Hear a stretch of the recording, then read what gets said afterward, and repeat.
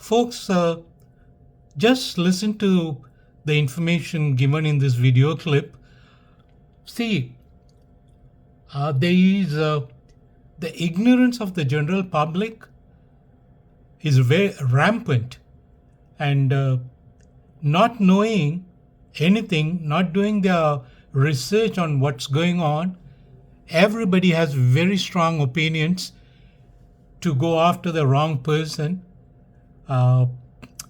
And while the real looters and scoundrels who are under the false pretenses, pretending to be the paragons of virtues, stealing the public resources and money. Who are these people? These are people who are basking in the name, fame, and riches in the society, in not just in US, in probably the world has 195 countries.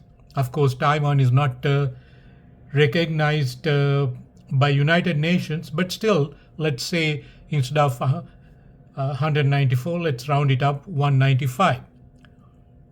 But wherever you look, the world is ruled by money, and the people, the evil forces controlling this money, come out and speak to us, present themselves as selfless souls who are working for the common good of humanity. Don't want a long prelude. Just listen to, rather than my trying to superimpose, better listen to this video through someone else's voice. Thank you. Here we go. Michelle Obama. The former First Lady's name has come up in the most recent discussions of politicians who are involved in the ongoing UCD scandal. Most of the claims with her name on them are related to her global education programs. From 2009 to 2017, she launched the Let Girls Learn initiative and later supported Oprah Winfrey in her Female Leadership Academy program in South Africa that launched earlier in 2007. The idea for both programs was to help young girls stay in school and give them a great chance at a much better future. USAID was the agency that was put in charge of most of the funds and resources for both initiatives. A few years passed and the problem started to emerge. Articles from 2016 showed that some schools that were funded by USAID under the Let Girls Learn initiative never received the supplies promised by Michelle and the staff members at the agency. On top of that, the few schools that did get help weren't satisfied either, as it was revealed that the money sent by USAID was given to contractors and engineers who either did a poor job or never finished their projects at all. More details allegedly came to light when Donald Trump became president in 2017 and decided to end the Let Girls Learn initiative. What was his reason for doing this? Well, according to an official statement, the leaders within the program were never open about their spending habits ever since it launched. The Trump administration was all set to get rid of a program called Let Girls Learn. The schools they supported in Ethiopia ended up having more problems than they had before USAID arrived. The meal programs approved by Michelle Obama to make sure every child had food at school never worked in the long run. By 2018, reports showed that large amounts of the food were either stolen or spoiled before reaching the students. Some local officials were accused of selling the food on the black market at a very high price, while the food that spoiled along the way only did so because of bad planning and slow execution. If that was all that allegedly happened, perhaps Michelle Obama wouldn't be in a much better spot today as far as USAID is concerned.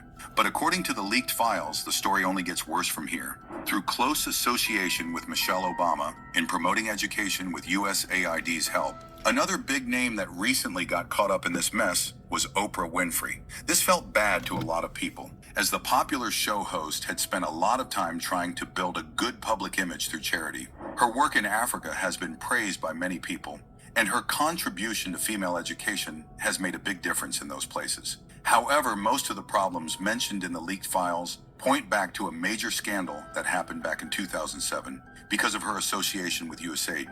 That was the year when Oprah Winfrey launched the famous Leadership Academy for Girls in South Africa. This academy was launched in her name and it helped many young females get an education at a time when it wasn't very common. Many at first loved Oprah for granting those girls a chance at having a better future, but everything changed when USAID got involved. By the following year, many stories came up that accused Oprah of never being the person in charge of providing resources for the school. According to those sources, it was USAID that was granting everything the school needed to function.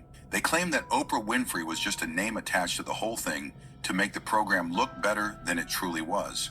Why did they do this? Because even back then, people were not very comfortable with USAID's work in Africa.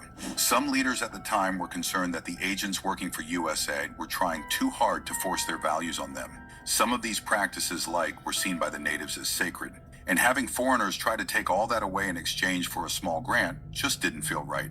During that time, the agency was accused of using aid as a tool for gaining influence over foreign affairs, rather than helping people as it should. This made many wonder if USAID was truly about helping people or just forcing their beliefs on everyone. Cultural practices in rural countries, like bowing to greet elders, kneeling to welcome parents, and prostrating towards rulers, have allegedly been frowned upon by foreign officials with close ties to USAID. Some reports say that the agency pulls back its funding each time these countries refuse to change the way they operate in these areas, even during times of need. This difficult clash of values caused many people to think that Oprah Winfrey's alleged work in Africa had more to do with public relations than real charity. After all, by granting very huge sums of cash to a school connected to a celebrity, USAID may have hoped to promote its public image and justify how much money it spends by attaching the name of a celebrity that many people love and support. The problem got much worse when the leaked files explained that much of the money given by USAID under Oprah's name never got to those it was supposed to help. On top of that, some girls in the academy spoke out about how difficult it was to work and learn in school. The living conditions in these learning places were almost unbearable. Food always ran out as quickly as it came in, and many staff members who worked there were selfish and opportunistic. Some of the crimes these people were accused of are too vile to mention in this video, but made a lot of waves when they got exposed from the leaked files. The growing situation got so bad that Oprah Winfrey had to take direct action against these problems when she heard about the situation. But the timing of this scandal made people suspect Oprah knew all along that she was a pawn for USAID. They claimed that she knew the truth, but kept playing the part for added benefits until things got out of hand. The launch of Oprah's leadership school happened at the same time when USAID had increased the amount of money sent to Africa. Supporters of Oprah Winfrey allegedly admit that she should have tried to know more about what the projects were about and how the funds were managed within the academy. Her name and face were at the forefront of this mess, and USAID at this time already had a bad track record of corruption and bad spending habits. It gets much worse when we look at the stories of how most of the money was channeled to the pockets of greedy consultants who worked with the academy. Many more politicians and celebrities were caught up in this mess, but most of the other things found in the records were already known to the public. Among these were the Randall Tobias and Alan Gross scandals that happened before 2010 and the Harvard situation with Russia in the 90s. Randall Tobias was an important person who worked with USAID throughout the early 2000s, but he quit his job in 2007 when it was found that he used his influence within USAID for physical misconduct. This caused a wide stir because he was one of those who insisted that various groups getting money from the agency should never be involved in scandals like this. Alan Gross was someone who worked for USAID in the late 2000s. He was assigned by the agency to help people in Cuba get better access to the internet. When he arrived in Cuba and got to work, the government there thought he was an American spy and put him in prison. Leaders in the United States insisted that Alan was just an honest man doing his job. But the Cuban government refused because they were never told about it by USAID before he arrived with banned technology. Because of this, Alan Gross was put in jail for 5 years. During this time, Alan became sick and lost a lot of. This happened because USAID allegedly failed to plan ahead. As of today, about 5,000 grants and contracts worth over $40 billion have been canceled by the US government. With permission granted by law, Marco Rubio's State Departments want to cut over 90% of the agency's programs and also lay off hundreds of workers in all related departments. Keep in mind that there is no legal action made against the new people allegedly mentioned in the leak, and none. Well, what could I say? This is just a minute, a very tiny example. And I guess all these people pointing their fingers at Donald Trump saying he's evil. If you call Donald Trump evil, what do you call these people? Honestly. You see, lately, Elon Musk has been the target. He's taking a lot, and to a point where he himself openly says his life is in danger because you try to expose these evil forces, and the people who are part of those forces work for these evil forces